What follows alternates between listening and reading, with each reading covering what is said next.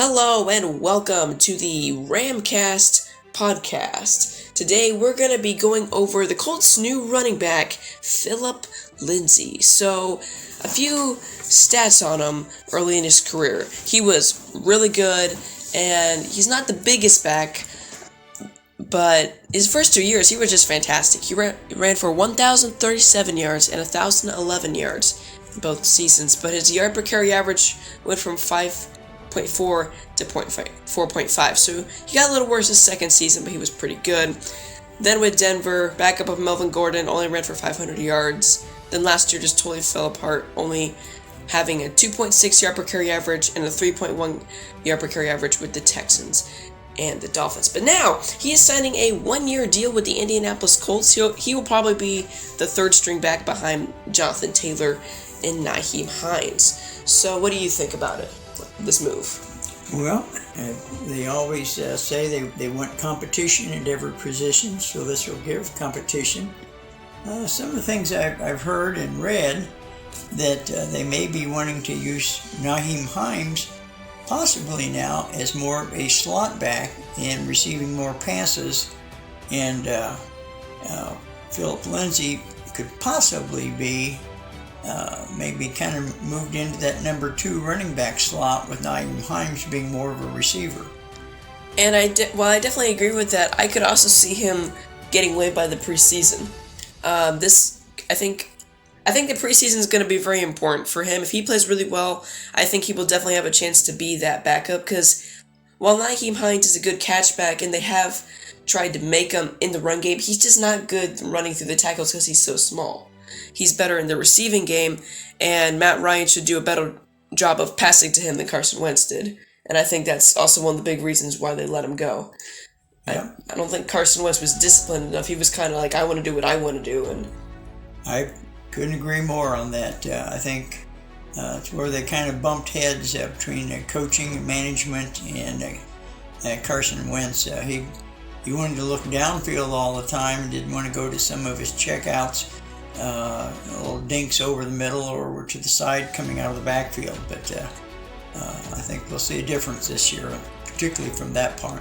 And somebody else I'm going to keep my eye on is Deion Jackson.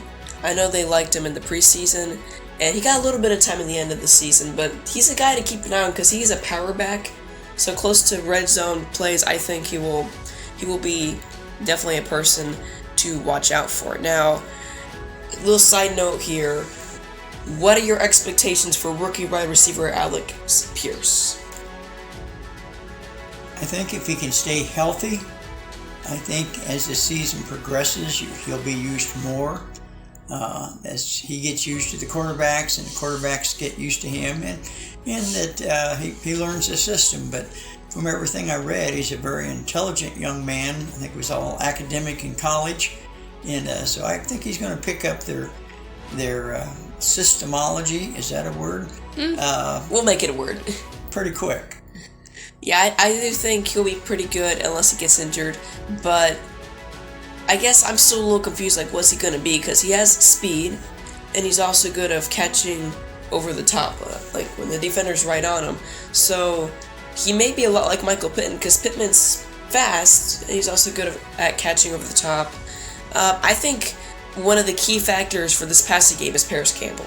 If Paris Campbell can give us at least 12, 13 games this season, I think that will really help, because it doesn't look like T.Y. Hilton's going to be back. And I know everybody wants Julio Jones to come, but he's an old guy, and if he's going to be asking for the same money that we gave Stephon Gilmore, I would not get him, because, he's a big name, but we need speed, and Julio Jones isn't exactly great speed, and you say, oh, well, we need more red zone pass catchers, but we've already got, I think we drafted 2 tight ends, and we've already got Mo Alley-Cox and Kylan Granson, so I don't think we need Julio, despite what other people say. But yeah, I think that will wrap up RAMCAST Podcast. You have any last words? No, I think there's some exciting changes, and I think they've got some surprises on the defensive side that's going to surprise some people this year too. So I'm looking very much forward to see how they progress from last year, and I think there will be progress. Also, who do you think will be better this year? Deo Abanji or Kwity Paye? Kwity Paye. Kwity Paye. Okay, I have high hopes on Kwity Paye, but I'm telling you, watch out for that Deo. So, alright, thanks for listening to the RAMCAST podcast. If you like what you heard, then don't forget to hit the like button and subscribe so you will not miss the next RAMCAST podcast. Comment down below what you think. As usual, I won't respond to comments, but I am interested in what you guys have to say.